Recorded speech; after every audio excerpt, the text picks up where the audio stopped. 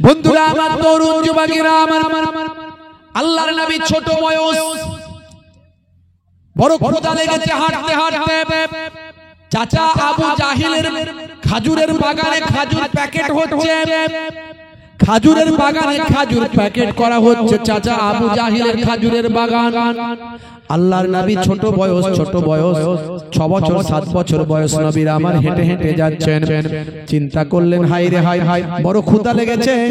চাচার খাজুরের বাগানে খাজুর প্যাকেট হচ্ছে, একটু যাই চাচাকে বলি, চাচা দুটো খাজুর দাও। বলতে পারে না, পারে না। কি গো, হ্যাঁ?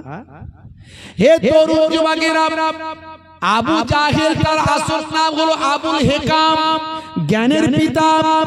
কিন্তু তার সারাটা জীবন এমন জীবন যাপন করেছে, কাজ করেছে। আল্লাহর নবী এক সময় বলেছিলেন, ও আবুল হেকাম নয়, আবু জাহেল।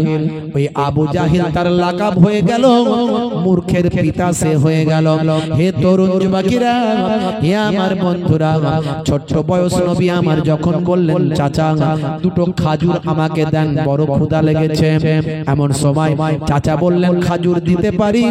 ওই যে দেখছো আমার গোলাম খাজুর প্যাকেট করছে, ওই খাজুরের প্যাকেটটা বস্তাটা আমার বাড়িতে পৌঁছে দাও। আমার বাড়িতে যদি খাজুরের প্যাকেটটা বস্তাটা পৌঁছে দাও, আমি তোমাকে দুটো খাজুর দেব। এতিম নবী আমার, এতিম নবী আমার তাই করলেন। আহারে আহারে, আমার আল্লাহ নারাজ হলেন। এতিম নবী দুটো খাজুর চেয়েছিল, খাজুর না দিয়ে তুমি বস্তা বানানোর জন্য তাকে নির্দেশ দিলেন। হে তরুণ যুবকেরা, আল্লাহর নবী সেই সময় গোলামের কাছে গেলেন, সার্ভেন্টের কাছে গেলেন, ওই চাকরের কাছে গেলেন।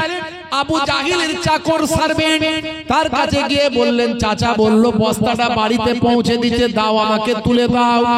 তখন সেই গোলামের মনে দয়া হলো, আহারে বাবা বাচ্চা, তুমি কি পারবে? তুমি কি এই বস্তাটা তুমি বাড়িতে নিয়ে যেতে পারবে? অনেক ভারী। আরে এতিম নবী, দয়ার নবী, নূর নবী, রাহমাতুল লিল আলামিন বললেন, বাবা আপনি আমার মাথাতে চাপিয়ে দেন। চাচা বলেছে এটা বাড়িতে পৌঁছালে তবেই তো নাকি দুটো খাজুর দেবে।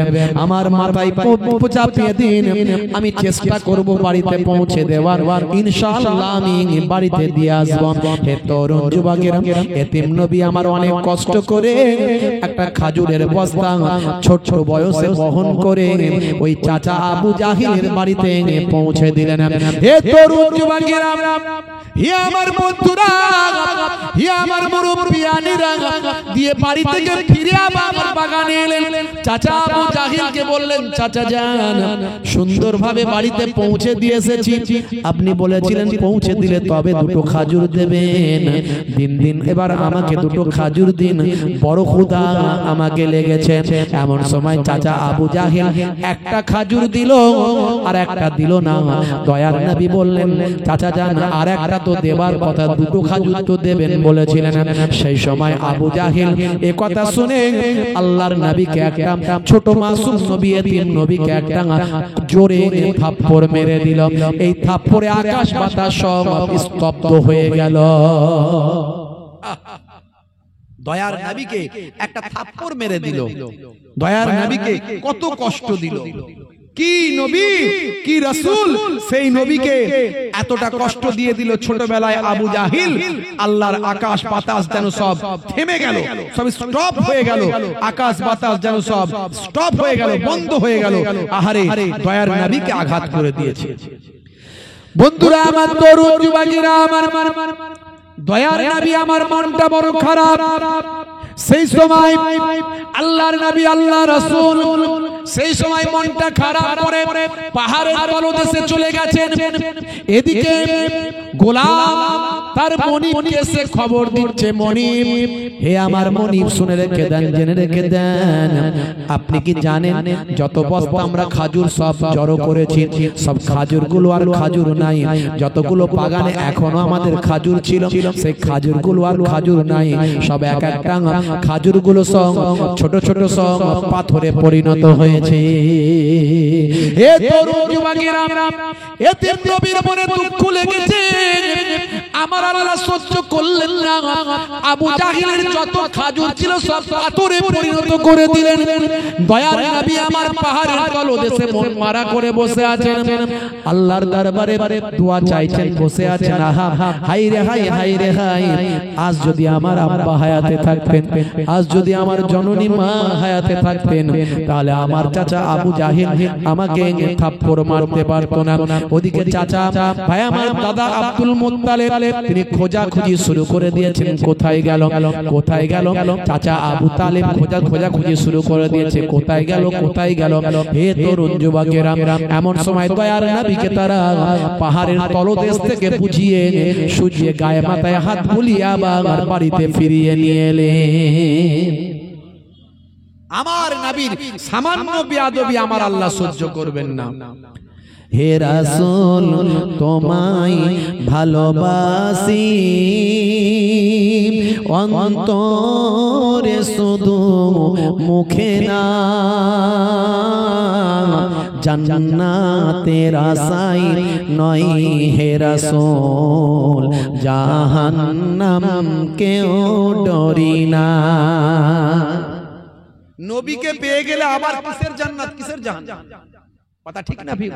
আরে নবীর জন্যই তো সবকিছু। নবীকে যদি আমরা পাই আর আমাদের জান্নাত জাহান্নাম আর চিন্তা নাই, আমার নবী তো জান্নাত। জোরে বলুন সুবহানাল্লাহ। জোরে হবে না? জোরে হবে না? হে রাসূল তোমায় ভালোবাসি, অন্তরে শুধু মুখে না, জান্নাতের আশায় নয় হে রাসূল, জাহান্নাম কেউ ডরি না, জান্নাতের আশায় নয় হে রাসূল, জাহান্নাম কেউ ডরি না। তোমার পাওয়ার আশায় মন ছুটে যায় মদিনায়, তোমার পাওয়ার আশায় মন ছুটে যায় মদিনায়, এ আশিকে দিদার দাও না, আর দূরে থাকিও না, এ আশিকে দিদার দাও না, আর দূরে থাকিও না। হে রাসূল তোমায় ভালোবাসি, অন্তরে শুধু মুখে না, জান্নাতের আশায় নয় হে রাসূল, জাহান্নাম কেউ ডরি না, জান্নাতের আশায় নয় হে রাসূল, জাহান্নাম কেউ ডরি না। তোমার ওই নাম শুনিলাম, এই চোখে দেখলাম না, তোমার ওই নাম শুনিলাম, এই চোখে দেখলাম না, এই সুর যদি শুনে থাকো একবার দেখা দাও না, এই সুর যদি শুনে থাকো একবার দেখা দাও না।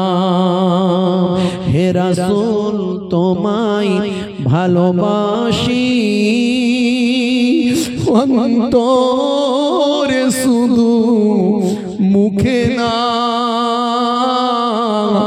জান্নাতের আশায় নয় হে রাসূল জাহান্নাম কেউ ডরি না জান্নাতের আশায় নয় হে রাসূল জাহান্নাম কেউ ডরি না কত আশিক যায় মদিনায় তবরাও যায় আতহার কত আশিক যায় মদিনায় তবরাও যায় আতহার এ গরিবে আর শোনো মোর খাবে দেখা দাও না এ গরিবে আর শোনো মোর খাবে দেখা দাও না হে রাসূল তোমায় ভালোবাসি অন্তরে শুধু মুখে না জান্নাতের আশায় নয় হে রাসূল জাহান্নাম কেউ ডরি না জান্নাতের আশায় নয় হে রাসূল জাহান্নাম কেউ ডরি না আল্লাহুম্মা সাল্লি আলা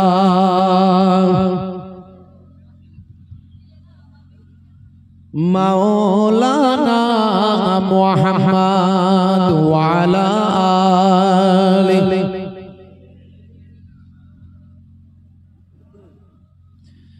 সেই দয়ার নবী আপনাকে আমাকে অনেক ভালোবাসেন বাপ সেই নবীর তরিকা ছেড়ে দেবেন সেই নবীর সুন্নত ভুলে যাবেন সেই নবীর নির্দেশকে ছেড়ে দেবেন আজ বেঁচে আছেন কাল থাকবেন না কবে চলে যাবেন কিন্তু সেই নবীর সুপারিশ সাফাতি ছাড়া কিয়ামতে আর কারো সুপারিশ সাফাতি কাজে লাগবে না আমার আল্লাহ কিছু কিছু মানুষকে অনুমতি দেবেন পরে দেবেন অনুমতি কিছু আলেমে হাক্কানি কিছু হাফেজে কোরআন কিছু ওলিয়ে কামেল তাদেরকে অনুমতি দেবেন তারা পরে কিছু সুপারিশ করতে পারবে কিন্তু প্রথম অবস্থায় কোন নবীর সুপারিশ করার ক্ষমতা থাকবে না একমাত্র আমার নবীর জোরে বলুন সুবহানাল্লাহ সেই নবীর সুপারিশ সাফাতি পেতে গেলে আপনাকে সেই নবীর নির্দেশ মানতে হবে নামাজ ছেড়ে দেবেন না যে নামাজের জন্য আমার আপনার নবী সারাটা জীবন ধরে অন্যায়ের বিরুদ্ধে প্রতিবাদ করেছেন সারাটা জীবন ধরে কষ্ট পেয়েছেন যে নবী শত শত হাজার হাজার সাহাবায়ে কেরাম নিজেদের জীবন পর্যন্ত চলে গেছে নামাজকে প্রতিষ্ঠা করার জন্য কারণ বেদিনেরা নামাজ পড়তে দিত না আমার নবী নামাজে দাঁড়িয়েছে নবীর পিঠের উপর উটের নাড়ি ভুঁড়িগুলো সব চাপিয়ে দেওয়া হয়েছে আমার নবী কত কষ্ট পেয়েছে তবুও নামাজ নবী আমার ছেড়ে দেননি আস্তে আস্তে সিজদা থেকে উঠেছে এত অত্যাচার নবীর উপর করা হয়েছে এত জুলুম করা হয়েছে সেই নামাজকে তারপরও আমার নবী প্রতিষ্ঠা করেছেন ইন্তেকালের সময় আল্লাহর নবী দুটো কথা বলে ইন্তেকাল করেছেন দয়ার নবী আমার বললেন আসসালাত আসসালাত আসসালাত হে আমার উম্মতেরা নামাজ নামাজ নামাজ নামাজ ছেড়ে দিও না নামাজ ত্যাগ করো না মুসলমানের ছেলে সেই নবীর দেওয়া নামাজ গেল ভুলে হে মুসলমানের ছেলে নায়ক গায়ক নায়িকা গায়িকার ভক্ত হলে বিশ্ব নবীর ভক্তের খাতা থেকে নামটা কেটে দিলেন হে তরুণ যুবকেরা নামাজ ছেড়ো না বিশ্ব নবীর সুন্নত ভুলে যেও না নামাজের যখন সময় হবে মসজিদে যখন আজান দেওয়া হবে সেই নবীর ভালোবাসার কথা তোমার কি মনে পড়বে না সেই আল্লাহ তাআলার রহমত কি তোমার হৃদয়ে আসবে না তুমি নামাজে দাঁড়িয়ে যাবে সিজদায় চলে যাবে যদি তুমি নামাজে চলে যাও আমার আল্লাহ তোমার জীবনে জিন্দেগির মনের নেক আশা আরজুগুলো কবুল করে নেবে। মুয়াজ্জিনকে দিয়ে আল্লাহ বারবার বলাচ্ছেন, হে মুয়াজ্জিন বলে দাও, মুয়াজ্জিন বলে দাও, যদি নামাজে আসে আমি আল্লাহ তাকে কামিয়াবি দান করে দেব। যদি কেউ নামাজে আসে আমি আল্লাহ তার দোয়াকে কবুল করে নেব। মুয়াজ্জিন বারবার বলে দিচ্ছে, কিন্তু আমরা সেই নামাজ ঠিকমতো পড়ি না। মুয়াজ্জিন আযানের সময় বলে হাইয়া আলাস সালাত, এসো নামাজের দিকে এসো, নামাজের দিকে এসো। নামাজে এলে কি হবে? হে মুয়াজ্জিন বলে দাও, নামাজে এলে আমি আল্লাহ কি তাকে দেব? মুয়াজ্জিন তখন বলে, কি বলে? হাইয়া আলাল ফালাহ,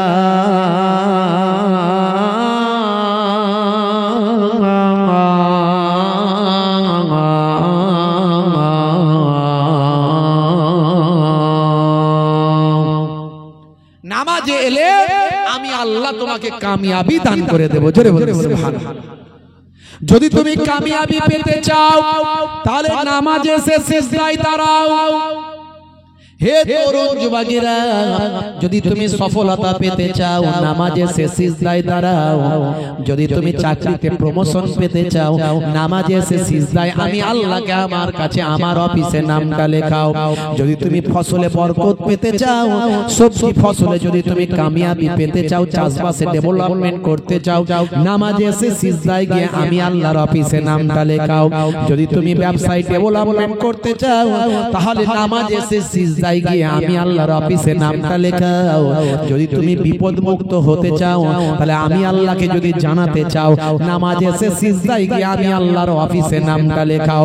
একদিন, দুই দিন, তিন দিন, চার দিন হোল্ড করতে করতে করতে করতে তুমি আমার কাছে তাকাতা করে যাও, আমার কাছে বারবার তাকাতা করো, আমার কাছে বলো, বলতে বলতে একটা সময় তোমার কথা আমি আল্লাহ কবুল করব। তোমার নিয়তটা কবুল করে তোমার ভাগ্যটা পরিবর্তন করে দেব। সবের অফিস আছে, আল্লাহর অফিস হলো নামাজে সিজদার জায়গা। সেই অফিসে যখন আপনি জানাবেন পৃথিবীর কেউ জানবে না, শুধু আল্লাহ জানবে আর আপনি জানবেন। এই নামাজ ছেড়ে দিলে হবে না। বান্দা নামাজ পড়ো আঁকড়ে ধরো, ছেড়ো না নামাজ এই জীবনে। করোনা কাজা হবে যে সাজা, দোজখ ঠিকানা আখিরাতে, দোজখ ঠিকানা আখিরাতে। ফজর গেল ঘুমে ঘুমে, জোহর বেলাতে কাজ, আসর গেল তাসার আড্ডায়, মাগরিব হেলা ফেলায়।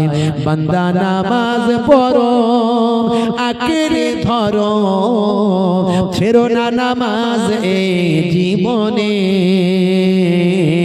করোনা কাজা হবে যে সাজা, দোজখ ঠিকানা আখিরাতে, দোজখ ঠিকানা আখিরাতে। এই আখিরাতে জাহান্নামের ঠিকানা থেকে আল্লাহ রাব্বুল আলামিন যেন আমাদের হেফাজত করুন। বলুন আল্লাহুম্মা আমিন, বলুন আল্লাহু আমিন। এই যে আমরা পীর বলি, ওলি বলি, যত যাই বলি, তারা কিন্তু নামাজ ছেড়ে দিয়ে কেউ ওলি হননি বাবা। আমরা বড় পীর সাহেব, বড় পীর সাহেব বলি, খাজা গরিব নওয়াজ বলি, মাইনুদ্দিন চিশতি আজমিরি সঞ্জারি বলি, আমরা মুজাদ্দিদুজ জামান বলি, বড় হুজুর কেবলা, মেজলা হুজুর কেবলা, সেজলা হুজুর কেবলা, ন হুজুর কেবলা, ছোট হুজুর পীর কেবলা, আল্লাহর ওলি বলি, আমরা বসিরাট আল্লামা হুজুর বলি, আমরা পীরনগরী হুজুর বলি, যত আল্লাহর ওলি বলি, সবাই নামাজ পড়ে আল্লাহর ওলি হয়েছে। জোরে বলুন সুবহানাল্লাহ। আল্লাহর ওলিদেরকে নিয়ে এখন আবার রাজনীতি হচ্ছে, বুঝতে পারছেন? দেখেন না, একটা কে মেয়ে একটা বেরিয়েছে, একটা মহিলা, সে বলছে আজমি শরীফের নাম নাকি বদলে দাও। শুনেছেন তো নাকি? ও আজমি শরীফের নাম নাকি বদলাতে চায়। আমি বলি তুই যে দলেরই নেতা হোক, নেত্রী হোক, ভালো করে খবর নিয়ে দেখ, তোর দলের সবচেয়ে বড় বড় নেতা, দেশের সর্বোচ্চ নেতারা, তারাও মাঝে মাঝে আজমি শরীফে খাজা গরিব নওয়াজের দরবারে গিয়ে দোয়া প্রার্থনা করে আল্লাহর কাছে। কথা ঠিক না ভুল বলে?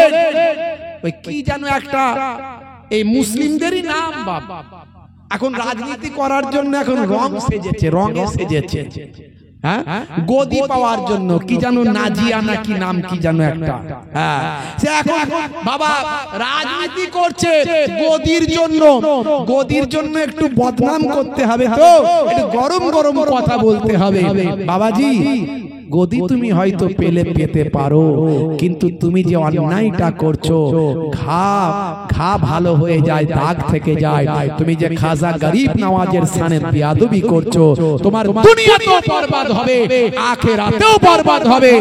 কত নেতাদের দেখলাম চেনা যায় না বাপ, চেনা যায় না, মানুষেও থুতু ফেলে আর তাদের জীবনটাও শেষ হয়ে গেছে শুধু বেয়াদবি করে ওলি আউলিয়া আল্লাহর মাহবুব বান্দাদের সানে।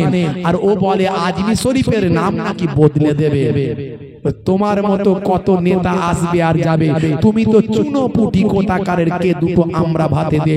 তোমার দলের সবচেয়ে বড় বড় নেতা যারা, তারাও আজমি শরীফে খাজা গরিব নওয়াজকে তারা ভালোবাসে। জোরে বলে সুবহানাল্লাহ।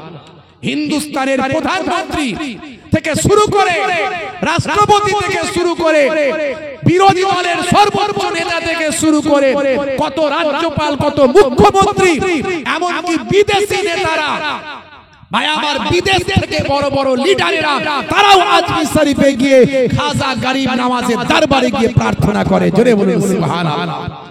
আর তুমি বলো আজমি শরীফের নাম বদলে দেবে? কোথাকারের কে চুনোপুটি একটা নেত্রী, নেত্রী হয়েছে, নেত্রী নাকি নেত্রী কি হয়েছে, আজ আছে কাল নাই, দুদিন পরে সব ভুলে যাবে। তোমার দলের লোকেরাই তোমাকে কি বলবো আর তোমাকে ধরে বের করে দেবে। তুমি জানো না আজ তুমি যাদের তোষামত করার জন্য আল্লাহর ওলির শান মান ইজ্জতকে অসম্মান করার চেষ্টা করছো, সেই বদদুয়া তোমার উপরে লাগবে, তুমি ধ্বংস হয়ে যাবে। বুঝতে পারছেন? আখিরি জামানা আল্লাহর ওলিদের ভালোবাসবেন বাপ। আল্লাহর ওলিরা আল্লাহকে খুশি করে আল্লাহর ওলি হয়েছে। নামাজ ছেড়ে দিয়ে ওলি হয়নি, ইসলাম ছেড়ে দিয়ে ওলি হয়নি, দিন ছেড়ে দিয়ে ওলি হয়নি। আল্লাহর ওলিদের ভালোবাসুন, নামাজি হয়ে যান বাপ, নামাজি হয়ে যান। সেই নবীর সুন্নতকে আমল করুন, সেই নবীর সুন্নতকে আঁকড়ে ধরুন। সেই সুন্নত আপনাকে আপনাকে কবরের আযাব থেকে বাঁচিয়ে দেবে। আমার নবীর সুন্নতের কথা আমি অনেক বলেছি। ইন্টারনেট সার্চ করবেন, আমার 20-25 হাজার বক্তব্য আছে, একটা দুটো নয়। আমি সেখানে একটা একটা করে সুন্নত গুলোকে বলেছি, আল্লাহর নির্দেশগুলোকে বলেছি। আমি বলার চেষ্টা করেছি কোরআনে যা বলা হয়েছে একটাও অবৈজ্ঞানিক কথা কোরআনে বলা হয়নি, হাদিসে যা বলা হয়েছে একটাও অবৈজ্ঞানিক কথা বলা হয়নি। নামাজের কথা কোরআনে আছে, স্বাস্থ্য বিশেষজ্ঞরা বলছে নামাজের থেকে ভালো ব্যায়াম আর কি হতে পারে। রোজার কথা কোরআনে আছে, স্বাস্থ্য বিশেষজ্ঞরা বলছে রোজা হলো অটোফেজি, এই দীর্ঘ সময় শুকিয়ে থাকার কারণে আমাদের সজীব কোষগুলো নির্জীব নিষ্ক্রিয় কোষগুলোকে খেয়ে শরীরকে তাজা করছে। ক্যান্সারের মতো জীবাণু নষ্ট হয়ে যাচ্ছে, রোজা রাখলে ক্যান্সারের মতো জীবাণু পর্যন্ত প্রতিরোধ হয়ে যায়। যা ইসলামে বলা হয়েছে, ডান দিকে কাত হয়ে ঘুমাতে নবী বলেছেন। স্বাস্থ্য বিশেষজ্ঞরা বলছে বাম দিকে হার্ট থাকে, হার্টে প্রেসার পড়লে ব্লাড সার্কুলেশনে সমস্যা হতে পারে, তাই ডান দিকে কাত হয়ে ঘুমানো উচিত। 1450 বছর আগে আল্লাহর নবীর কথাগুলোকে আজকের যুগেও স্বাস্থ্য বিশেষজ্ঞরা, বিজ্ঞানীরা প্রমোট করছে। জোরে বলুন সুবহানাল্লাহ। বন্ধুরা আমার, কত কথা বলবো, কত এরকম উদাহরণ দেবো, অনেক উদাহরণ দিয়েছি। নবীর সুন্নত ভুলে যাবেন না। যখন খাবেন চেটে পুচে খাবেন, খাবার নষ্ট করবেন না, নবীর কথা। আর আজকে মানুষ বলছে খাদ্যের অপচয় করো না। এখন মানুষ বলছে খাদ্যের অপচয় করো না। পৃথিবীর একটা বড় অংশের মানুষ অনাহারে দিন কাটায়, আর আপনি খাদ্যের অপচয় করছেন। হাই সোসাইটির মানুষ হয়েছেন। 1450 বছর আগে নবী বলছেন তোমার যতটা ক্ষুধা লাগবে তুমি মনে করবে এতটা খেতে পারবে, সেই খাবারটাকে 3টে ভাগে ভাগ করে নেবে। 2 ভাগ খাবে না, 1 ভাগ খাবে। এক ভাগ খাবার দেবে, এক ভাগ পানি দেবে, এক ভাগ খাবারে ভর্তি করবে, এক ভাগ পানি খেয়ে ভর্তি করবে, আর এক ভাগ ফাঁকা রেখে দেবে। তাহলে তোমার হজম শক্তি ঠিকঠাক কাজ করবে। 1450 বছর আগে স্বাস্থ্য বিশেষজ্ঞ আমার নবী হলেন পৃথিবীর শ্রেষ্ঠ স্বাস্থ্য বিশেষজ্ঞ। তিনি আগেই থিওরি দিয়ে গেছেন এইভাবে খাওয়ার অভ্যাস করলে আপনার পেটের অসুখ অনেক কমে যাবে ইনশাআল্লাহ। ওয়া ক্বালা আল্লাহু তাআলা أيضا في كتابه مخبرا ومكروا ومكر الله والله خير الماكرين وقال النبي صلى الله عليه وسلم سبع تجري للعبد بعد موته وهو في قبره من علم علما أو كسر نهرا أو حفر بيرا أو غرس نخلا أو بنى مسجدا أو ورث مصحفا أو ترك ولدا يستغفر له بعد موته إلى آخر الحديث أو كما قال عليه الصلاة والتسليم. وقال النبي صلى الله عليه وسلم من تمسك بسنتي عند فساد أمتي فله أجر 100 شهيد إلى آخر الحديث أو كما قال عليه الصلاة والسلام. وقال النبي صلى الله عليه وسلم سباب المسلم فسوق وقتاله كفر إلى آخر الحديث أو كما قال عليه الصلاة والتسليم. শ্রদ্ধেয় সম্মানীয় আজকের সভার সভাপতি, মঞ্চে উপবিষ্ট সম্মানীয় ওলামা হযরত, আমার অত্যন্ত প্রিয় মানুষ, ভালোবাসার মানুষ, আপনাদের এলাকার সব উজ্জ্বল নক্ষত্র, যোগ্য যোগ্য আলেম আল্লাহ করে সামনে বসে আছেন আমার পিতৃতুল্য বাপজিরা, মুরব্বিয়ানেরা, স্নেহের বাচ্চারা, দূর দূরান্তে অবস্থিত আছেন, এখনো যারা বাড়িতে অপেক্ষা করছেন। বাপ, প্রত্যেক দিন তো আর এরকম ওয়াজের মাহফিল পাবেন না।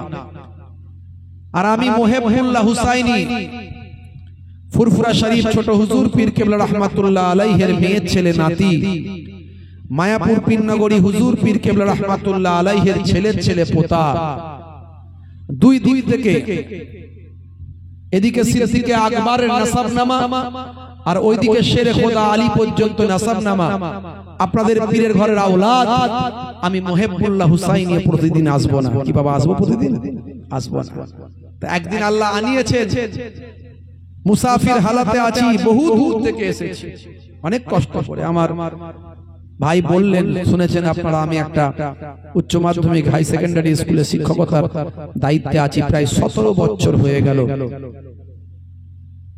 বেশ কয়েকবার টিচার ইনচার্জের দায়িত্বও সামলাতে হয়েছে। তো যাই হোক, সেগুলো আর পারি না, সম্ভব হয়নি। কিছু সময়ের জন্য অনেক বাধা বিপত্তি, বিভিন্ন রকম সোশ্যাল অর্গানাইজেশনের সঙ্গে যুক্ত থাকি, আপনারা জানেন, অনেকে খোঁজ খবর রাখেন। এসে আল্লাহ হাজিরা দিয়েছেন, কিছু সময়ের জন্য আলোচনা করব। যারা দূর দূরান্তে আছেন, বাপ দেরি না করে জান্নাতের বাগানে চলে আসেন। প্রত্যেকদিন আর এই মাহফিলটা পাবেন না, আমিও আসবো না, এত সুন্দর করে সাজানো হবে না। জি হ্যাঁ, একদিন বসেন, আমার নবীর আলোচনা হচ্ছে পৃথিবীর শ্রেষ্ঠ আলোচনা, সেই শ্রেষ্ঠ আলোচনার মজলিসে একটুখানি বসেন, জীবনটা ধন্য হয়ে যাবে। কিভাবে জীবনে পরিবর্তন আসবে আমি আপনি জানি না, কিভাবে জীবনটা বদলে যেতে পারে আমি আপনি জানি না। এই দুনিয়া হলো ক্ষণস্থায়ী, পরকাল হলো চিরস্থায়ী। আমার আল্লাহ কোরআন মাজিদের ভিতরে বললেন, বাল তুসিরুনাল হায়াতাদ দুনিয়া ওয়াল আখিরাতু খায়রুম ওয়া আবকা। এই দুনিয়া হলো তোমাদের জন্য অল্প দিনের বাপ। আজ বেঁচে আছো, কাল থাকবে গ্যারান্টি নাই। 3 দিন পরে কেউ খবর রাখবে না, 4 দিন পরে মানুষ ভুলে যাবে আস্তে আস্তে। কিন্তু তোমার কবরে তোমাকে জবাব দিতে হবে, হয় রূহটা ইল্লিনের মকামে চলে যাবে আর না হলে রূহটা সিজ্জিনের মকামে চলে যাবে। হে তরুণ যুবকেরা, হে আমার বন্ধুরা, শুনে রেখে দিন বাবা, জেনে রেখে দেন হে মুসলমান, কিছু সময়ের জন্য জান্নাতের বাগানে যদি বসেন আপনার জীবনটা পরিবর্তন করে দিতে পারেন কে? কিছু সময়ের জন্য জান্নাতের বাগানে যদি বসেন আপনার আমার জীবন জিন্দেগিটা বদলে দিতে পারেন কে? হে তরুণ যুবকেরা, হে আমার মুরব্বিয়ানেরা, আল্লাহর নবী সোনার জবানে বললেন, শোনো হে দুনিয়ার মানুষ, শুনে রেখে দাও, আমি দয়ার নবী তোমাদের জানিয়ে দি বাবা, তাদারিসুল ইলম, ইলমের দার্স নাও, ফিল লাইলে, রাতের বেলা, সাআতান, 1 ঘন্টা যদি দিনের তালিম নাও, রাতের বেলা যদি ওয়াজ নসিহত খানা শোনো, কোরআন হাদিসের বয়ানটা যদি রাতের বেলা শোনো, 1 ঘন্টা, অনলি 1 আওয়ার, যদি 1 ঘন্টা আপনি ওয়াজে মাহফিলে যদি আপনি বসেন, যদি খোলা অন্তর থেকে পরিবর্তনের নিয়ত করে যদি মাহফিলে বসেন, হে তরুণ যুবকেরা, ওই 1 ঘন্টার তালিমটা কি মর্যাদা, কি সম্মান আমার আপনার নবী সোনার জবানে বললেন, খায়রুম মিন আহিয়াইহা, সারা জীবন ধরে যত ভালো কাজ করেছো, যত নফল ইবাদতখানা করেছো, ওই 1 ঘন্টার তালিমটা, ওয়াজ শোনাটা, মাহফিলে বসাটা, সারা জীবন ধরে যত ভালো কাজ আছে, নফল ইবাদত আছে, তার থেকে এই 1 ঘন্টার আলোচনা শোনাটা অনেক অনেক ভালো। এটা আমার নবী পাকের কথা, আমার নানাজান ছোট হুজুর কেবলার কথা নয়, আমার দাদাজান মায়াপুর পীরনগরী হুজুর পীর কেবলার কথা নয়, কথাটা দোজাহানের বাদশার কথা। সেই নবীর আলোচনার মজলিসে আমরা এখনো সবাই উপস্থিত হতে পারিনি। বাবা তাড়াতাড়ি জান্নাতের বাগানে চলে আসুন, দেরি করবেন না, মজলিসে চলে আসুন, সময় নষ্ট করবেন না, সময় চলে গেলে সময় আর ফিরে আসবে না। আর আপনি যে সময়টা পার করে চলে এসেছেন, শত চেষ্টা করলে সেই সময়টাতে ব্যাকে যেতে পারবেন না। হে তরুণ যুবকেরা, হে আমার বন্ধুরা, শুনে রেখে দিন বাবা, জেনে রেখে দেন, ঈদে মিলাদুন নবী, নবীর জন্মে ইমানদার খুশি হবে না? হবে না? জোরে বলেন, খুশি হবে না? হবে না? আপনার সন্তানের জন্ম হলে আপনি খুশি হন না? হন না? কি জি, আপনার সন্তানের জন্ম হলে আপনি খুশি হন না? হন না? হন। আর নবী পৃথিবীতে এসেছেন, ইমানদার খুশি হবেন এটা হতে পারে? এক শ্রেণীর মানুষ বলছে না, ঈদে মিলাদুন নবী, নবীর জন্মে আবার খুশি কেন হতে হবে? বলছে না? বলছে না? ঈদে মিলাদুন নবী চলবে না বলছে। আমরা ফুরফুরা শরীফ মুজাদ্দিদুজ জামান পীর আবু বকর সিদ্দিক রাহমাতুল্লাহ আলাইহি, যিনি জামানার মুজাদ্দিদ ছিলেন, যুগ সংস্কারক ছিলেন, ছোটখাটো আলেম ছিলেন না বাবা। আলেম হতে গেলে, মাওলানা হতে গেলে 6টা হাদিস পড়তে হয়, 86টা হাদিস পড়তে হয়। আর দাদা হুজুর পীর কেবলা রাহমাতুল্লাহ আলাইহি 6টা হাদিস তো পড়েছিলেন, তার সঙ্গে সঙ্গে মদিনা শরীফ থেকে 40টা হাদিসের সনদ প্রাপ্ত হয়ে, 40টা হাদিস পড়ে সনদ প্রাপ্ত হয়ে হিন্দের জমিনে ফিরে এসেছিলেন। জোরে হবে না? সেই জামানার টপ আলেম ছিলেন দাদা হুজুর কেবলা। তাই বসিরহাট হুজুরের মতো এত বড় মাওলানা, এত বড় আলেম দাদা হুজুর পীর কেবলাকে ওস্তাদ বলে মেনেছিলেন। জোরে হবে না? জোরে হবে না? পীর মানে হলো ওস্তাদ, পীর মানে হলো টিচার, পীর মানে হলো ভাই আমার রাহবার, আমাকে পথ দেখানেওয়ালা। বুঝতে পারছেন?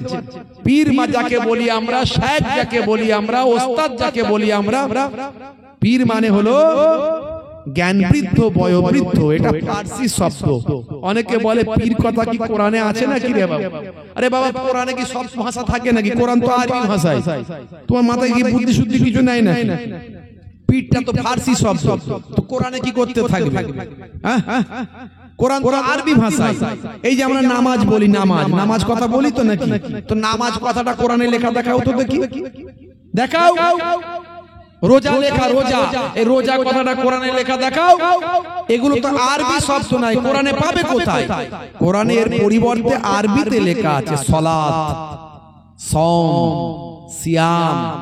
আর পীর কথা কোরআনে লেখা নাই, লেখা আছে মুর্শিদ, ওলি। জোরে বলুন সুবহানাল্লাহ। বুঝতে পারছেন?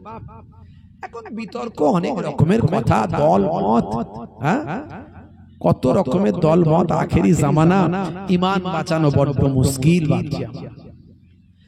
হে তরুণ যুবকেরা, হে আমার বন্ধুরা, শুনে রেখে দিন বাবা, জেনে রেখে দেন, আল্লাহর নবীর আমরা মিলাদের কথা শুনবো, আল্লাহর নবীর আমরা সিরাতের কথা শুনবো, আল্লাহর নবীর জন্মের কথা শুনবো, আল্লাহর নবীর আমরা কর্মের কথা শুনবো, দয়ার নবীর ইন্তেকালের কথাও আমরা শুনবো।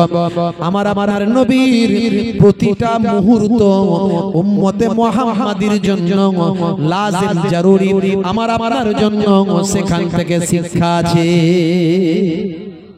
হে তরুণ যুবকেরা, আল্লাহর নবী আল্লাহ রাসূলের জন্মে আকাশ বাতাস, চন্দ্র সূর্য গ্রহ উপগ্রহ সব খুশি হয়েছিল।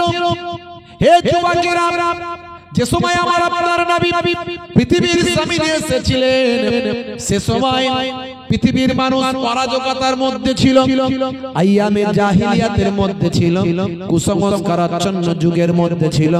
আরবের মানুষ তখন অনাচার, অত্যাচার, পাপাচারে লিপ্ত ছিল। আসলে তাদের গাইডলাইন দেওয়ার মতো, তাদের পথ দেখানোর মতো কোনো মানুষ পৃথিবীতে আসে নাই। হে তরুণ যুবকেরা, হযরত ঈসা রূহুল্লাহ বাবা আকাশে চলে গেছেন। হযরত ঈসা নবী পৃথিবী ছেড়ে আকাশে গেছেন, আর আমার নবী পৃথিবীর জমিনে এসেছেন। এই যে ডিউরেশন অফ পিরিয়ড বা আমার এই যে গ্যাপ পিরিয়ড, এই সময়কালটা হলো ঐতিহাসিকদের মতে কম বেশি প্রায় 500 বছর। এই 500 বছর পৃথিবীর বুকে কোনো নবী আসেন নাই, পৃথিবীর বুকে কোনো পথ প্রদর্শক আসেন নাই, পৃথিবীর বুকে মানুষকে সঠিক দিশা দেখানোর মতো কেউ আসেন নাই। এই পৃথিবীর মানুষ 500 বছর নবীহারা অবস্থায় ছিল। এই নবীহারা অবস্থায় থাকার কারণে মানুষ অনাচার, অত্যাচার, পাপাচার, লুকাচার, মেরে নেওয়া, কেড়ে নেওয়া, মাইট ইজ রাইট, জোজ্জার মূল্য তার, এমন কোনো অপরাধ ছিল না পৃথিবীর মানুষ সে অপরাধ করে না। বুঝতে পারছেন? এই 500 বছরে কোনো নবী ছিল না, কোনো মাস্টার ছিল না, কোনো টিচার ছিল না, মানুষকে সঠিক পথের দিশা দেখানোর মতো, গাইডলাইন দেওয়ার মতো কেউ ছিল না, গাইডার ছিল না। হে তরুণ যুবকেরা, হে আমার বন্ধুরা, কিছু মানুষ তৎকালীন যুগে তাওরাতের ফলোয়ার্স ছিল, কিছু মানুষ তৎকালীন যুগে ইনজিলের ফলোয়ার্স ছিল। আহলে কিতাব তারা মেনে চলতো, আল্লাহ প্রদত্ত কিতাব তারা মেনে চলতো বাবা। কিন্তু দীর্ঘদিন দেরি হয়ে গেছে বাবা, সঠিকভাবে তাদের কাছে উপস্থাপন করা হয়নি। এই জন্য তাওরাত এবং ইনজিলকে তারা কিছু মানুষ বিকৃত করে ফেলেছিল, নিজেদের মন মর্জি মতো তারা চালনা করেছিল। কারণ তাওরাত ইনজিল মুখস্থ করার সিস্টেম ছিল না। হে তরুণ যুবকেরা, এইভাবে তারা পথভ্রষ্ট হয়েছিল। ম্যাক্সিমাম মানুষ তারা অন্যায় অত্যাচারে লিপ্ত হয়েছিল। হে তরুণ যুবকেরা, তাদের এই কৃতকর্মে অন্যায় অপরাধে আমার আল্লাহ অসন্তুষ্ট হয়েছিলেন, আমার আল্লাহ নারাজ হয়েছিলেন। হে তরুণ যুবকেরা, আমার আল্লাহ নারাজ হয়ে গিয়ে পৃথিবীর বুকে আমার আল্লাহ রহমতের দরজায় তালা মারতে বলেছিলেন ফেরেশতাদের। এই ফেরেশতারা রহমতের দরজায় তালা মারো, পৃথিবীর বুকে এক ফোঁটা পানি আর বর্ষণ করো না, পানি বন্ধ করে দাও। বড্ড অন্যায় কাজে লিপ্ত হয়েছে, আকাশে তালা মেরে দাও, রহমতের দরজায় তালা মেরে দাও, আর পানি ফানি দিও না। বড্ড ওরা বদমাইশি শুরু করেছে। আচ্ছা, আমরা সারা পৃথিবীর মানুষ মিলে যদি আল্লাহর বিরুদ্ধে স্লোগান দিই, পথে নামি, রাস্তা অবরোধ করি, আমার আল্লাহর কিছু যায় আসে? কি দুনিয়ার নেতা পেয়েছো নাকি? যখন তখন রাস্তা অবরোধ করে দেবে, লড়তে হবে, ভোট দেবেন কোনখানে, আমাদের ওইখানে মানতে হবে, না হলে গদি ছাড়তে হবে। বাপরে বাপ, চলছে না চলে? যখন তখন চলছে। দেখবেন যত 26 সাল এগিয়ে আসবে, এই ভোট আসছে না সামনে, আসলে সব ভোটের রাজনীতি, সব কেরামতি ভোট বাবার, সব কেরামতি কার? ভোট বাবার। কি করলে ভোট পাওয়া যাবে? মানুষ মারলে যদি ভোট পাওয়া যায়, মানুষ মেরে দাও। হ্যাঁ ভাই আমার, রাস্তায় যদি অবরোধ করলে ভোট পাওয়া যায়, অবরোধ করে দাও। হ্যাঁ, তারপরে যদি এই পার্টির লোক ওই পার্টির লোককে মারলে যদি ভোট পাওয়া যায়, তাই করে দাও। তারপরে যদি মাদ্রাসা ভেঙে দিলে ভোট পাওয়া যায়, মাদ্রাসা ভেঙে দাও। হ্যাঁ, দেখছেন না এখানকার কেউ মন্দিরে গিয়ে আঘাত করে দিচ্ছে, কেউ মাদ্রাসায় গিয়ে আঘাত করে দিচ্ছে। গরুর গোশত নিয়ে গিয়ে বলছে মন্দিরে ফেলে দাও, আর শুকরের গোশত নিয়ে গিয়ে মসজিদে ফেলে দাও। দেখবে সকালবেলা দিশুম ঢাসাম চলবে, ভোট কাকে বলে দারুণ ভোট পাওয়া যাবে। হচ্ছে না, হয়নি? হ্যাঁ, মাঝে মাঝে দেখবেন চলছে এগুলো, মিডিয়া খুলে দেখতে হবে, পাবেন, খোঁজ খবর নেবেন। সামনে বিধানসভা ভোট, অনেক কিছু চলবে।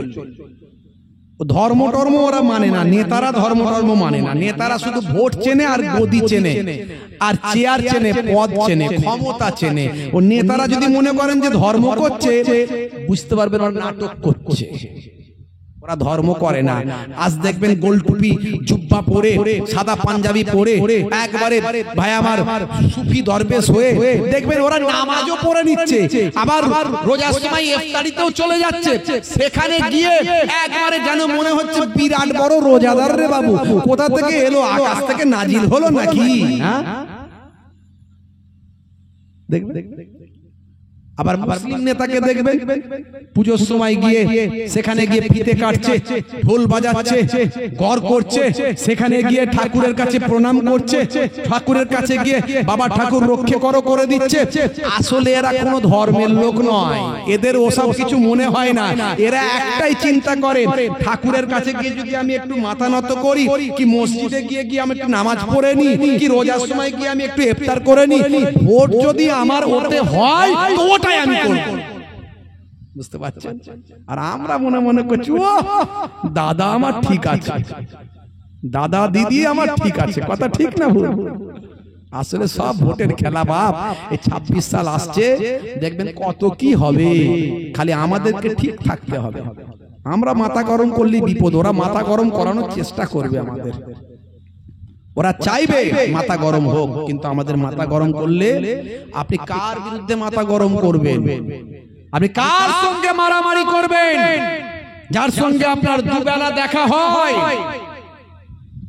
উঠতে বসতে চলতে ফিরতে, যার সঙ্গে আপনার দেখা হয়, বাজারে গেলে দেখা হবে, তাকে আপনি আজকে মারবেন, একদিন তার সঙ্গে আপনার বন্ধুত্ব হবে, আবার কথা হবে, সেদিন আপনি নিজেকে ক্ষমা করতে পারবেন তো? আপনার মনে হবে না ইস আমি কেন সেদিন এই ভাইয়ের গায়ে হাত তুলেছিলাম? মনে হবে না? হবেই হবে, হবেই হবে। আর এই ভারতবর্ষের মাটি, এই বাংলার মাটি, হিন্দু মুসলমান আমরা হাজার হাজার বছর ধরে একে অপরের সঙ্গে মিলেমিশে বাস করি। সেদিনই তো দেখলাম একজন হিন্দু ভাইয়ের কিডনি, দুটো কিডনি খারাপ হয়ে গেছে, তার বন্ধু ছিল একজন মুসলিম ভাই, কেউ কিডনি দেয়নি, তার ওই প্রাণের বন্ধু মুসলিম ভাই দেখলো আমার দুটো কিডনি তো সব সময় লাগে না, একটা আমাদের কিডনি থাকে কি আল্লাহ কুদরতি স্টক দিয়েছেন আমাদের, একটা খারাপ হলে একটা কাজে লাগবে, তা আমার তো দুটো কিডনি ভালো আছে, আমার ওই বন্ধুকে আমার একটা কিডনি দিয়ে দিই। ইন্টারনেটে দেখবেন বেরিয়েছিল, পেপার পত্রিকা নিউজে খবর হয়েছে। বারাসাতের ওখানে একটা মসজিদ আছে, ওই গ্রামে কোন মুসলমান নাই। যখন ভারত বাংলাদেশ ভাই আমার যখন ওই বিনিময় প্রথা হয়েছিল, এদেশের লোক ওদিকে, ওদেশের লোক এদিকে এসেছিল, তখন ওইখানকার যত মুসলিম ছিল সব বাংলাদেশে চলে গিয়েছিল, কিন্তু মসজিদটা রয়ে গিয়েছিল। বারাসাতের এক সম্ভ্রান্ত হিন্দু পরিবার, তারা বলছেন মহান স্রষ্টার ঘর আমরা তো নষ্ট হতে দিতে পারি না, আমরাই দেখাশোনা করি, আমরাই এখানে একজনকে দিয়ে আজানের ব্যবস্থা করেছি, দূর থেকে মানুষজনকে বলেছি তোমরা এসে নামাজটা পড়বে, আমরা রং করি, আমরা দেখাশোনা করি। একটা হিন্দু পরিবার মসজিদকে টিকিয়ে রেখে দিয়েছে। এটাই বাংলা, এটাই ভারতবর্ষ। কিছু মানুষ ধর্মের রাজনীতি করে সামান্য গদির জন্য, চেয়ারের জন্য, বাবা আজ আছে কাল থাকবে না বাবা। কত নেতা মন্ত্রী এলো আর গেল, নাম নিশানা কোনো খবর নেই আছে বাবা। আজ তুমি সামনে পেছনে গাড়ি নিয়ে ভঁ ভু করে যাচ্ছ, একদিন তোমার খবর থাকবে না। যখন তোমার ক্ষমতা থাকবে না, তখন তোমাকে রিক্সাওয়ালা রিক্সায় করে নিয়ে যাবে, সারা দুনিয়ার লোক তাকিয়ে তাকিয়ে দেখবে, ওই দেখো যাচ্ছে রিক্সায়, আজ আর ক্ষমতা নাই। একমাত্র মহান স্রষ্টা প্রদত্ত ক্ষমতা অর্জন করো। সারা জীবন মৃত্যুর পরেও খাজা গরিব নওয়াজ তিনি কবরে পড়ে আছেন। পৃথিবীর বিখ্যাত বিখ্যাত ব্যক্তিরা, নেতা মন্ত্রী, লিডার, জমিদার, ভাই আমার, কত বিদেশি ব্যক্তি, হিন্দু মুসলমান সবাই খাজা গরিব নওয়াজের দরবারে যায়। সেখানে গিয়ে খাজা গরিব নওয়াজের দরবারে ওসিলা দিয়ে মহান স্রষ্টার কাছে প্রার্থনা করে। মুজাদ্দিদুল জামান দাদা হুজুর পীর কেবলা রাহমাতুল্লাহ আলাইহি তিনি দুনিয়া ছেড়ে বিদায় নিয়েছেন। আজও তার সম্মান কমেনি। সারা ভারতবর্ষ, সারা পৃথিবী থেকে মানুষ আসে দাদা হুজুরের দরবারে, এসে তার রওজাকে দর্শন করে, তাকে সম্মান প্রদর্শন করে তারা চলে যায়। আজও তারা মরেও সম্মানিত। জোরে বলেন সুবহানাল্লাহ। এই ক্ষমতা হলো চিরস্থায়ী, আর দুদিনের ক্ষমতা কোনো দাম নাই বাপ। তাই ক্ষমতা দুদিন পেয়েছেন, ভালো কাজে লাগান। কথা ঠিক না ভুল? এমন কাজ করুন যাতে মানুষ তোমাকে সারা জীবন মনে রাখে যে হ্যাঁ একটা লোক বাবা নেতা ছিল আমাদের ওখানে। হে তরুণ যুবকেরা, হে আমার বন্ধুরা, শুনে রেখে দিন বাবা, জেনে রেখে দেন, আরবের মানুষগুলো অন্যায় অত্যাচার পাপাচারে লিপ্ত ছিল। আমার আল্লাহ আসমানে রহমতের দরজায় তালা মারতে বললেন। যিনি পানির দায়িত্বে আছেন যে ফেরেশতা, তাকে বললেন পানির তালাটা, রহমতের দরজায় তালাটা মেরে দাও, যেন পানি আর এক ফোঁটা পৃথিবীর মাটিতে নাজিল না হয়। দীর্ঘদিন ধরে মাসের পর মাস, বছরের পর বছর আকাশ থেকে এক ফোঁটা পানি আর পৃথিবীর জমিনে আসে না। হে তরুণ যুবকেরা, পৃথিবীর মানুষ পানির জন্য হাহাকার করতে লাগলো। চাষবাস হয় না, সবকিছু ক্ষেত খামার নষ্ট, পশু পাখিগুলো পানির জন্য হাহাকার করতে লাগলো। মানুষগুলো পানির জন্য হাই পানি করতে লাগলো। কত রকমের সিস্টেম মানুষ করে পানি না হলে। কথা ঠিক না বল? মুসলমানরা আমরা কি করি? পানি না হলে আলেম ওলামাদের নিয়ে বলি, হুজুর পানি হচ্ছে না, একটু কি হবে? বলে আমার নবী যখন পানি হতো না, তখন ইস্তেসকার নামাজ পড়তেন ময়দানে গিয়ে, 2 রাকাত নামাজ, সবাইকে নিয়ে পানির জন্য আল্লাহর কাছে দোয়া চাইতেন। আমার নবী যখন দোয়া চাইতেন, আমার আল্লাহর দরবারে দোয়াটা কবুল হয়ে যেত। আমার আপনার নবী দোয়া চাওয়ার পরে আল্লাহর দরবার থেকে, আকাশ থেকে রহমতের পানিটা বর্ষণ হতো। জোরে হবে না? অনেক সময় আমরা দেখি পানি হচ্ছে না, ব্যাঙের বিয়ে দেয়। ব্যাঙের বিয়ে দিলে পানি হবে, আছে না নাই? কি জি? তাহলে বিভিন্ন রকম সিস্টেম আছে। কেউ ব্যাঙের বিয়ে দিলে বলে পানি হবে, কেউ বলে ওই করলে পানি হবে, কেউ বলে এই করলে পানি হবে। আর আমরা যারা মুসলমান, আমাদের নবী যা করেছেন সেটা করি, আমরা ইস্তেসকার নামাজ পড়ি। কথা ঠিক না ভুল? তবে মানুষ যখন বেশিরভাগ পাপে লিপ্ত হয়ে যায়, তখন আল্লাহ নারাজ হয়ে যায়। আল্লাহ নারাজ হয়ে যায়। এর প্রমাণ আমরা আগেও পাই। মুসা নবীর জামানায়, হে তরুণ যুবকেরা, দীর্ঘদিন ধরে আকাশ থেকে পানি হচ্ছে না। এমন সময় মুসা নবীর দরবারে বেশ কিছু মানুষ এসে বলল হুজুর বেয়াদবি নেবেন না, দীর্ঘদিন ধরে আকাশ থেকে পানি হচ্ছে না, রহমতের পানি আকাশ থেকে নাজিল হচ্ছে না, মানুষগুলো পানির জন্য হাহাকার করছে, পশু পাখিগুলো মারা যাচ্ছে, গাছপালাগুলো সব জ্বলে পুড়ে হলুদ হয়ে যাচ্ছে। ও আল্লাহর নবী মুসা কালিমুল্লাহ, আপনি একটু ব্যবস্থা করুন। হযরতে মুসা কালিমুল্লাহ তার ভক্ত শিষ্যদের নিয়ে বললেন চলো চলো একটু ময়দানে গিয়ে ইস্তেসকার নামাজ পড়ে আল্লাহর দরবারে মোনাজাত করি। বন্ধুরা আমার, তরুণ যুবকেরা আমার, হে আমার মুরব্বিয়ানেরা, হে যুবকেরা, মুসা নবী আল্লাহর দরবারে মোনাজাতের জন্য, নামাজের জন্য ময়দানে গেলেন। ভক্ত ভালোবাসার মানুষদের নিয়ে 2 রাকাত নামাজ পড়লেন। ইস্তেসকার নামাজটা আদায় করে সালাম ফিরিয়ে আল্লাহ তাআলার দরবারে দোয়া চাইলেন। মুসা নবীর সঙ্গে আল্লাহ তাআলার কথা হতো, কথা ঠিক না ভুল? এর জন্য মুসা নবীকে বলা হয় কালিমুল্লাহ। মুসা নবীকে কি বলা হয়? কালিমুল্লাহ, আল্লাহর সঙ্গে কথা বলে। হে তরুণ যুবকেরা, ইব্রাহিম নবীকে বলা হয় খলিলুল্লাহ। খলিল মানেও বন্ধু। ইব্রাহিম নবী আল্লাহর বন্ধু। হযরতে ঈসা নবীকে বলা হয় রূহুল্লাহ। আদম নবীকে বলা হয় সাফিউল্লাহ। হে তরুণ যুবকেরা, আর আমার আপনার নবীকে বলা হয় হাবিবুল্লাহ। হাবিব মানেও বন্ধু, খলিল মানেও বন্ধু, রাফিক মানেও বন্ধু। কিন্তু হাবিব বন্ধু আর রাফিক বন্ধু, হাবিব বন্ধু আর খলিল বন্ধু, এর মধ্যে অনেক পার্থক্য আছে। হে তরুণ যুবকেরা, হে আমার মুরব্বিয়ানেরা, খলিল বন্ধু মানে তার মানে আল্লাহ তাকে যা ভালোবাসেন তিনি আল্লাহকে তার থেকেও বেশি ভালোবাসেন। এটা হচ্ছে খলিল বন্ধুর মধ্যে পার্থক্য। আর হাবিব বন্ধুর সঙ্গে পার্থক্য, হাবিব বন্ধু যাকে বলা হয় আল্লাহ যতটা ভালোবাসেন নবীও ততটা ভালোবাসেন। জোরে হবে না? তাহলে আমার নবীর সঙ্গে অন্য নবীদের পার্থক্য এটা। আমার নবী হলেন হাবিবুল্লাহ।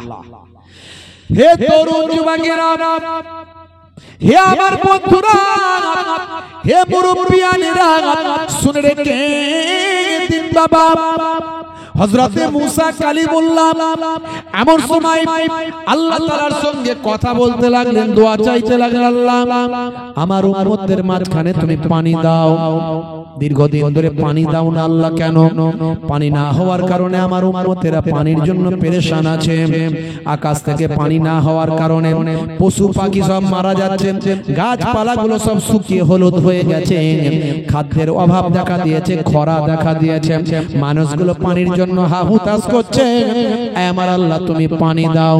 মুসা নবী যত পানির জন্য দোয়া করেন, আমার আল্লাহ তত রৌদ্র সূর্যের তাপকে আরো বাড়িয়ে দেয়, সূর্যের তাপ আরো বেড়ে যাচ্ছে। মুসা নবী বলছেন, আল্লাহ এটা কেমন কথা? আমাকে তো আপনি নবী বানিয়েছেন, পয়গম্বর বানিয়েছেন, আমার সঙ্গে কথা বলেন, আমার এত সম্মান দিয়েছেন, আর আমি এত মানুষকে নিয়ে আপনার কাছে দোয়া চাইছি, আপনি দোয়া কবুল করা তো দূরের কথা, আমি যত দোয়া চাইছি যত সূর্যের তাপ আরো বাড়িয়ে দিচ্ছেন। আমি বলছি মেঘ দাও, পানি দাও, আর আপনি বলছেন রোদ নাও, সূর্যের তাপ নাও। এটা কেমন কথা? আমার সম্মান কিছু থাকবে? আল্লাহ আমার সম্মান কিছু থাকবে?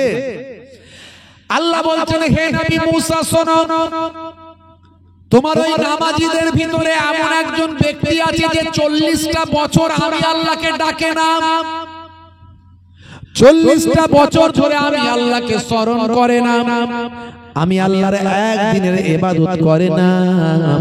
ওই ব্যক্তি যতক্ষণ তোমার নামাজীদের লাইনে থাকবে, তোমার দোয়া আমি আল্লাহ কবুল করব না। মুসা নবী এমনি রাগী মানুষ, কথা ঠিক না? এমনি রাগী মানুষ। মুসা নবী যখন জানতে পেরে গেলেন যে এর ভিতরে একজন লোক আছে, মুসা নবী দাঁড়িয়ে উঠে, কে আছো বেরিয়ে যাও। এরকম লোক আছে না নাই? বলে এই জলসার মজলিসে মাতাল এসেও বসে, মাঝে মাঝে বসে না, বসে কি জি সারা জীবন ধরে এক ওয়াক্তের নামাজ পড়ে না, কিন্তু জলসার মজলিসে বসে থাকে। তাহলে আল্লাহ সেই মজলিসের দোয়া কবুল করবে তো? করবে। আমার নবীর জন্য সব ছাড়, জোরে বলেন সুবহানাল্লাহ। আমার নবীর জন্য উম্মতে মুহাম্মাদির সব ছাড়, জোরে বলেন সুবহানাল্লাহ। খালি যদি আমরা একটু ভালো কাজ করতে পারি, আমার নবীর খাতিরে আমাদের জীবনে জিন্দেগির গুনাহগুলোকে আল্লাহ মাফ করে দেবে।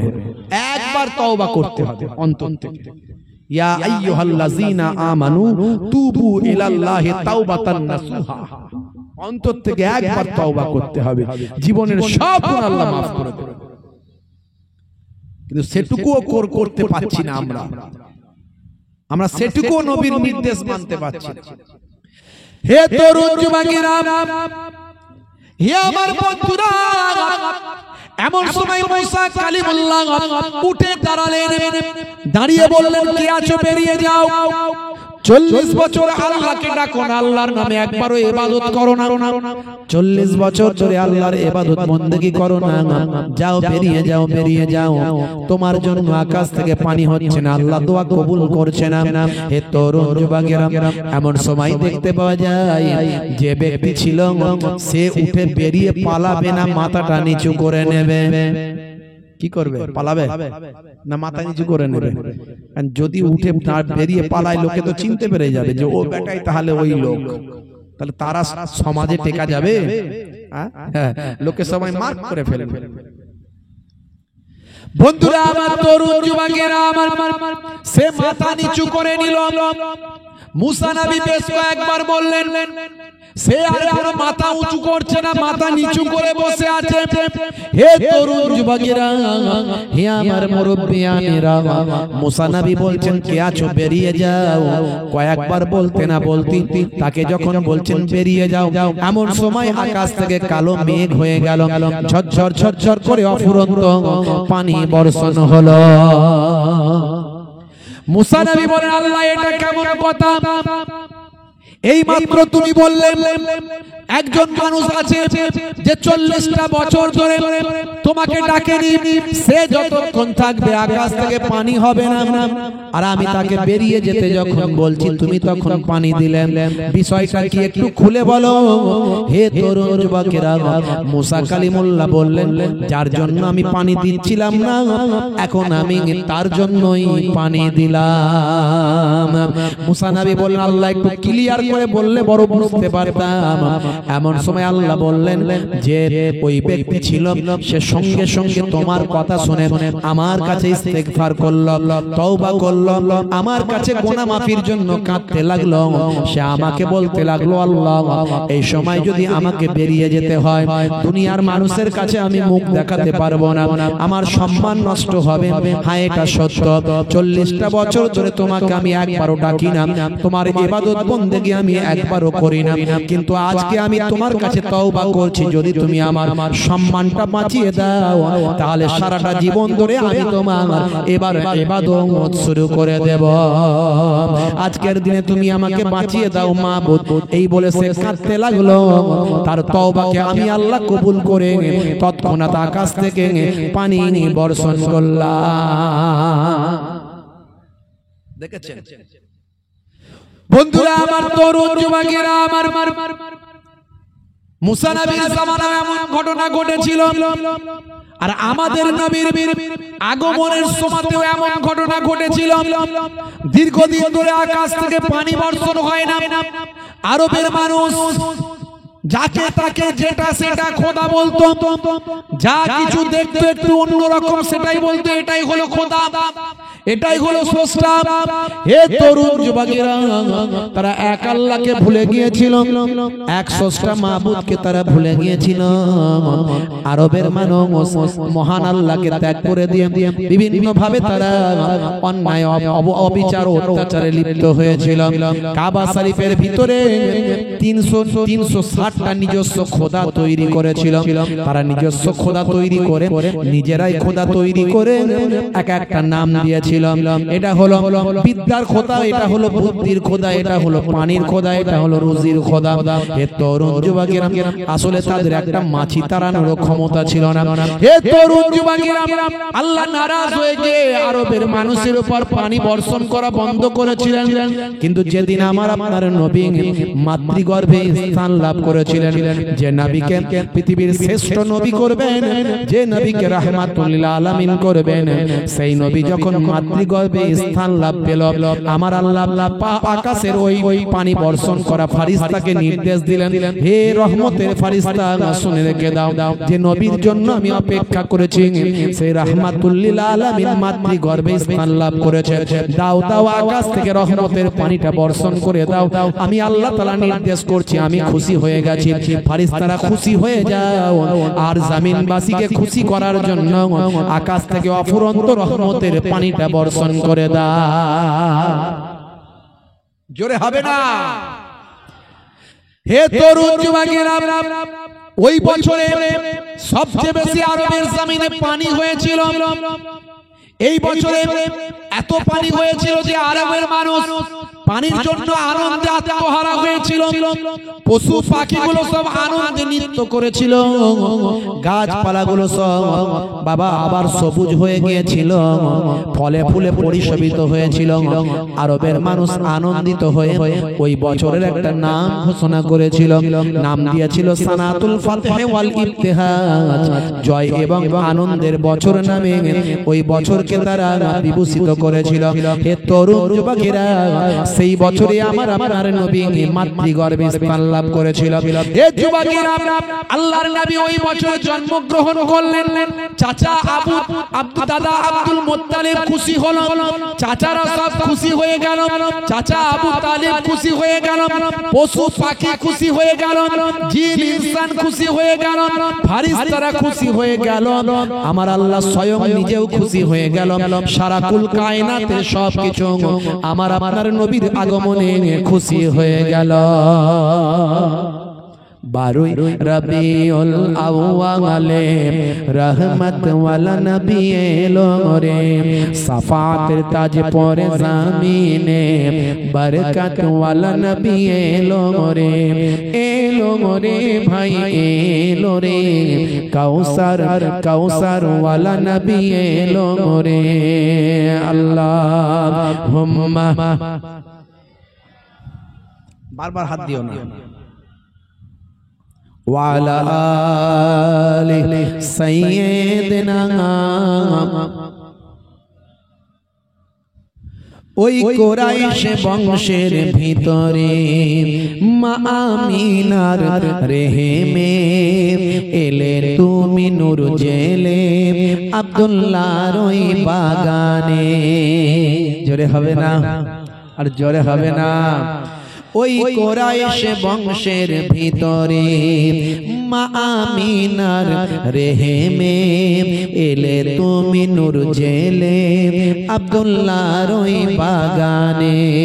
ওই বাগানের ফুলকলি, ওই বাগানের ফুলকলি ফুটলো সারা ভুবনে।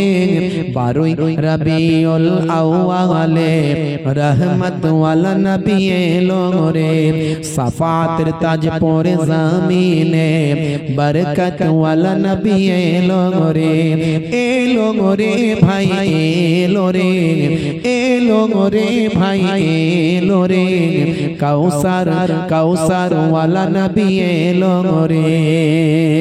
আল্লাহুম্মা,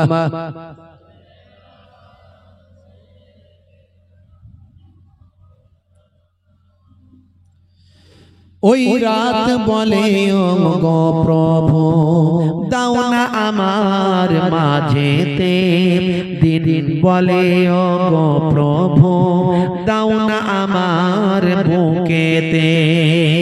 জোরে হবে না? আর জোরে হবে না? সুবহানাল্লাহ। ওই রাত বলে গো প্রভু দাও না আমার মাঝেতে, দিন বলে গো প্রভু দাও না আমার বুকেতে, দিন ও রাতের মাঝেতে, দিন ও রাতের মাঝেতে এলেন নবী সুবহে সাদেকে, 12 রবিউল আউয়ালে রহমত ওয়ালা নবী এলো রে, সাফাতের তাজ পরে জামিনে বরকত ওয়ালা নবী এলো রে, এলো রে ভাই এলো রে, কাউসার কাউসার ওয়ালা নবী এলো রে। আল্লাহুম্মা সাল্লি আলা, জোরে সোরে পড়ুন, ওয়ালা আলি।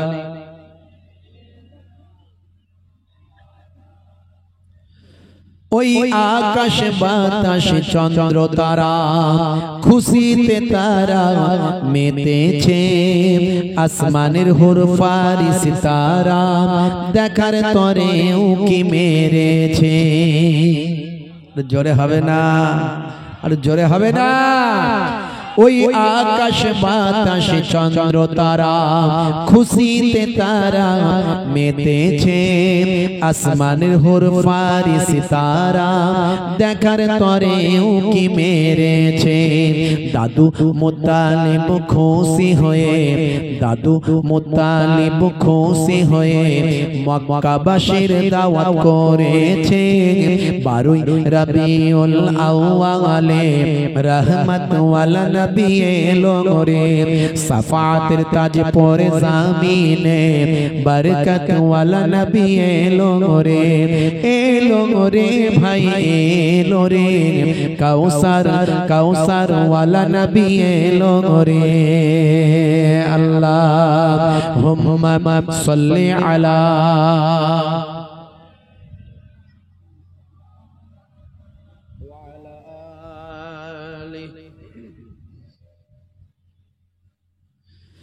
হে তরুণ যুবকেরা, আমার আপনার নবী যেদিন পৃথিবীর জমিনে এসেছিলেন সেদিন দাদা আব্দুল মুত্তালিব কাবা শরীফের উপর থেকে একটা আলো দেখেছিলেন।